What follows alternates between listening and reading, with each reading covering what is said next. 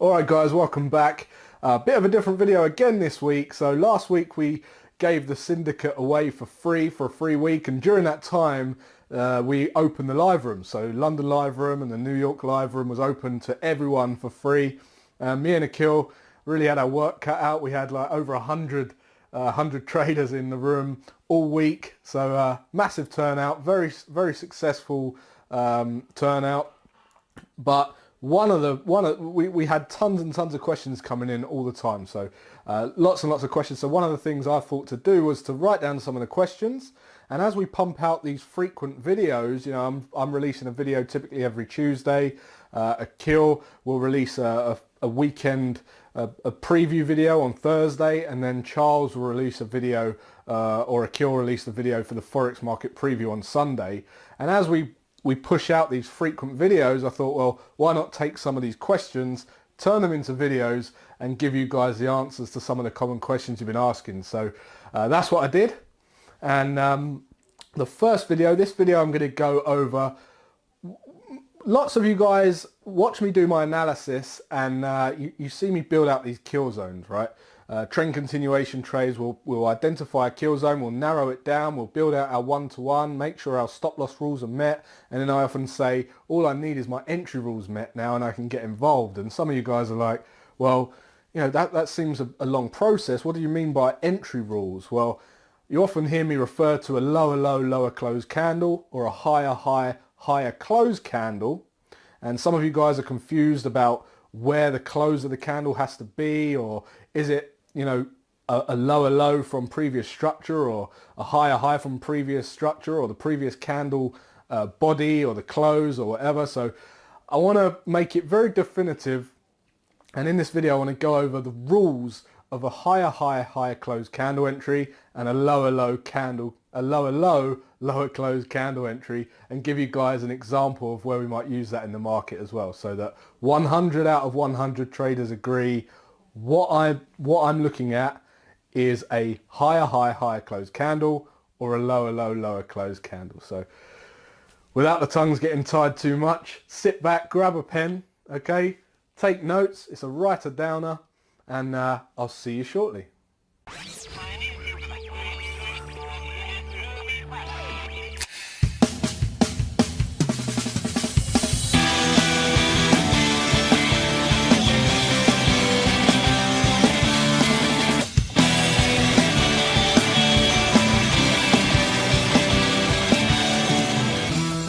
Okay, so the reason I wanted to put out this video is because we get a lot of questions about what a lower low, lower close candle is, or a higher high, higher close candle. So in this example, I'm going to go for a lower low, lower close candle. Then I'm going to give you an example of when I would use that as an entry reason into a trend continuation trade.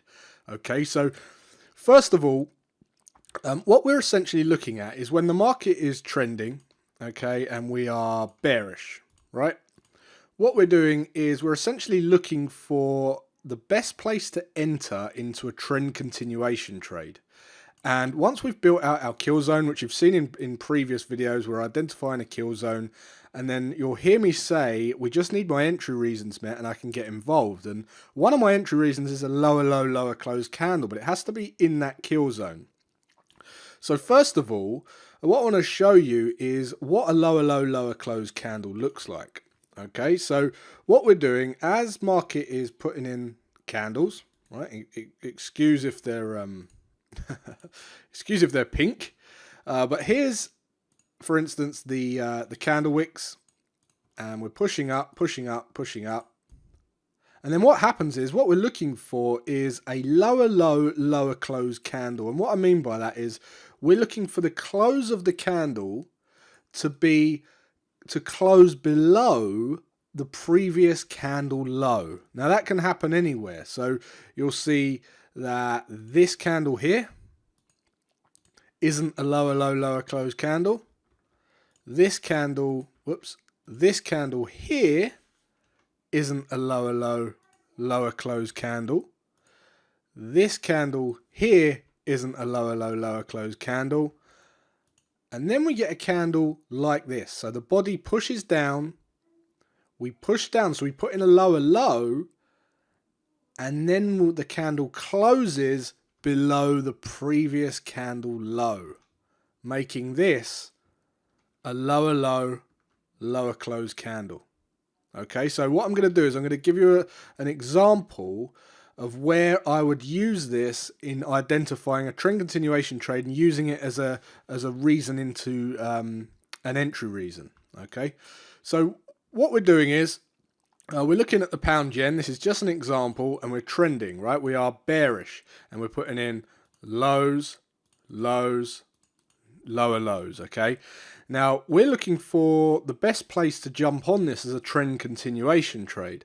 So what I say to myself is, well, I'm a trend continuation trader, so I'm going to be shooting for a retest of these lows.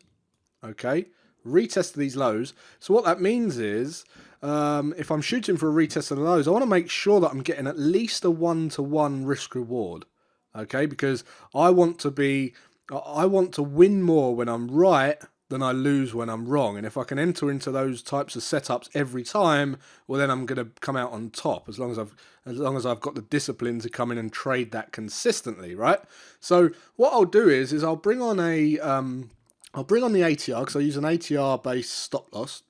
And for argument's sake, let's say that's 70 pips. So what I'll be looking at is putting my stop loss 70 pips above this most recent outside return. Okay, so we see that's 167.62. I've got a 70 pip ATR, so I want 70 pips above that, which is going to put me up at 160. So that's going to put me up at 168.30s, say. Okay, just an example, right? 168.30s.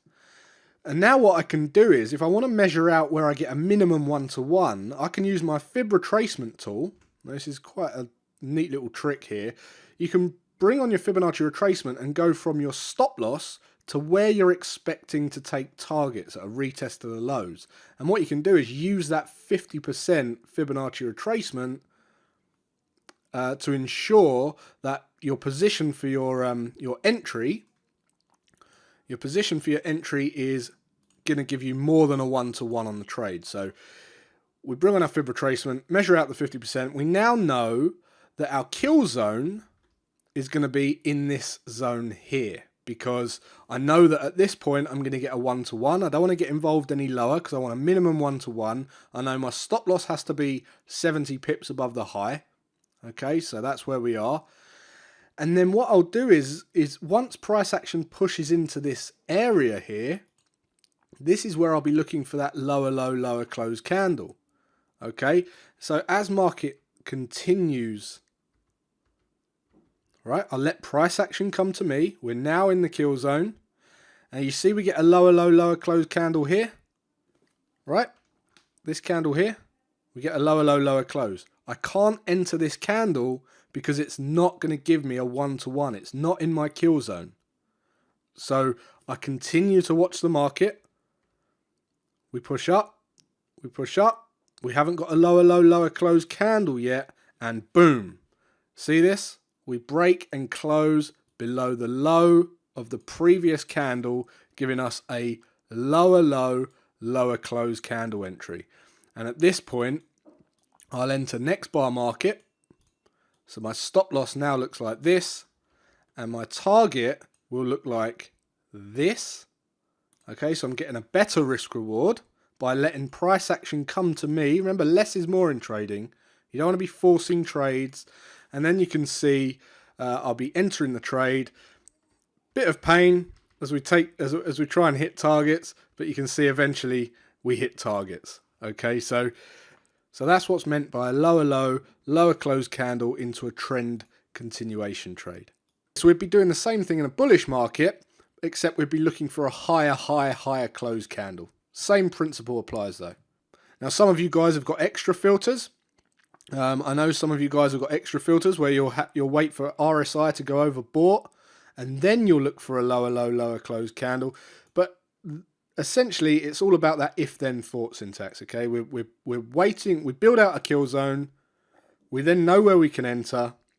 We then wait for RSI to go overbought. If you're waiting for RSI to go overbought, RSI goes overbought. Tick.